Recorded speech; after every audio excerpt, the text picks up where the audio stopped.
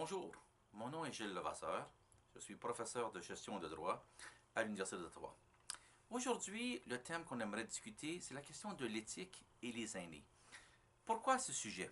Parce qu'au départ, l'éthique est une notion essentielle à tous les cadres de vie dans lesquels on fonctionne.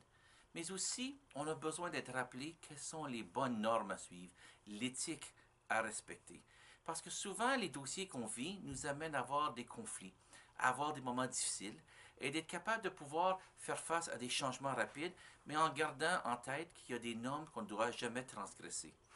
Les aînés nous apportent une expérience, un vécu, une façon de voir les choses que très souvent, nous, les plus jeunes, on n'a pas eu la chance d'être exposés ou de connaître. Et cette éthique que vous nous apportez, c'est aussi en fonction du fait que notre société dans laquelle on fonctionne est une éthique qui est nécessaire pour être capable de prendre les meilleures décisions qui n'auront pas d'impact désastreux sur le vécu des gens.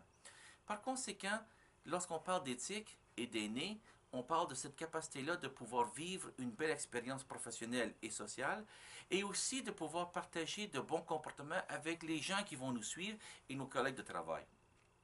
Aujourd'hui, lorsqu'on va regarder la question de l'éthique, on va regarder au départ la première chose qui est de savoir sur quoi est-ce qu'on doit se baser pour définir l'éthique. Parce que c'est une notion qui est complexe.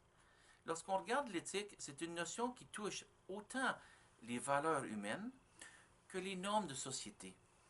La société définit souvent l'éthique en fonction d'un minimum qui sont les lois et les règlements.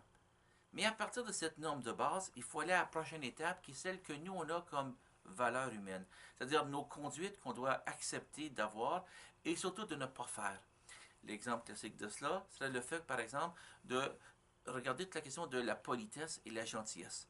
Ce n'est pas une norme qui est légiférée, mais notre société s'attend à ce qu'on ait ce comportement-là. Et ce qui arrive, c'est que très souvent, on n'a peut-être pas appris ce comportement-là parce que la société a grandement changé. Puis on a oublié de se rappeler de ces valeurs ancestrales ou du passé qui étaient des normes de comportement qu'on s'attendait des individus. D'où l'importance des aînés de nous guider dans ces normes-là. On a parlé de gentillesse, de politesse, mais il y a aussi toute la question du langage, la question du respect de la vie privée, la question de pouvoir exprimer des commentaires qui ne sont pas désobligeants. L'éthique, c'est aussi ces relations qu'on a avec les humains. C'est aussi ces comportements sociaux qu'on entretient et qu'on doit bien définir. Et les aînés sont là pour nous guider à nous rappeler qu'on a transgressé, oublié ou qu'on n'a pas appris ces choses-là. Ça ne veut pas dire ça qu'il faut moraliser les jeunes ou les autres. Il faut juste bien souvent les remettre en perspective.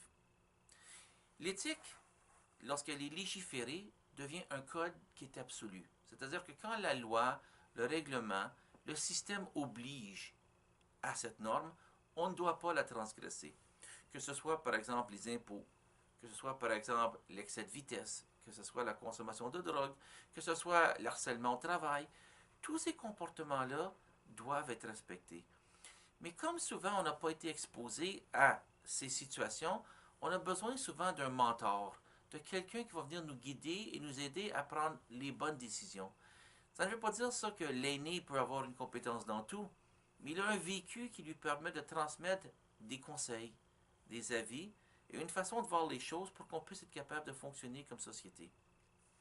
Et c'est là où est-ce que les aînés ont une place prépondérante dans notre société. Ils ont cette capacité-là de nous donner ce souffle de sagesse. Ce souffle de faire en sorte qu'on ne fait pas des faux pas qui vont nous occasionner des conséquences terribles. D'où l'importance d'avoir les aînés dans notre société, de partager cette expérience-là et de partager ce vécu-là. Parce que des fois, dans notre vécu, on n'a pas toujours été gagnant. On a peut-être aussi été perdant. Les choses n'ont pas peut-être été toujours aussi positives comme elles auraient dû l'être. Et c'est là l'expérience qu'on doit aussi transmettre aux autres.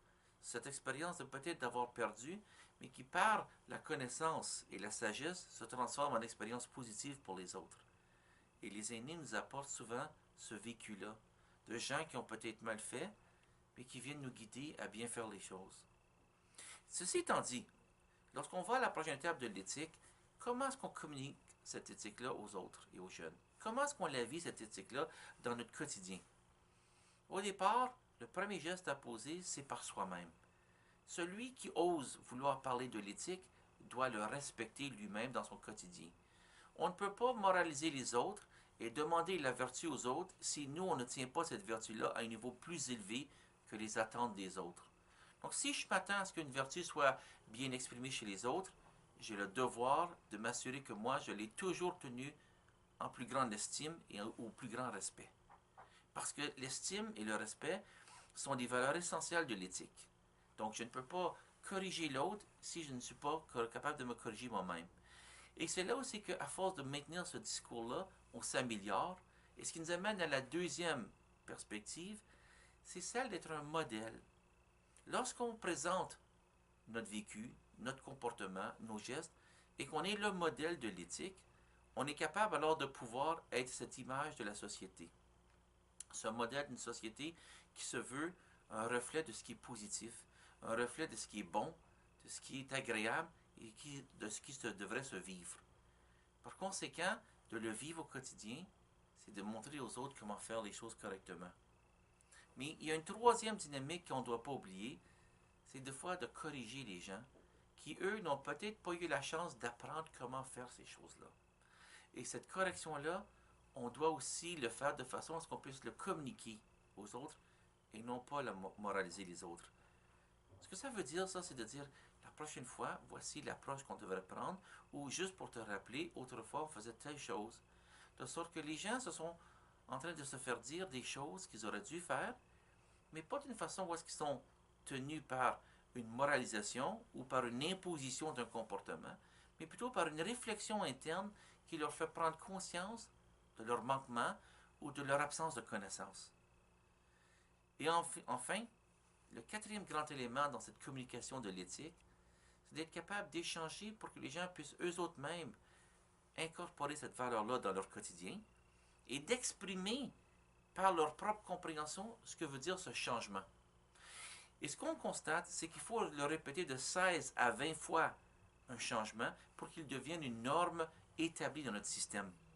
Donc, par conséquent, on est tenu de faire ces changements-là pour être capable d'avancer dans l'éthique. Alors, je vous remercie beaucoup et c'est au plaisir de vous parler encore d'éthique.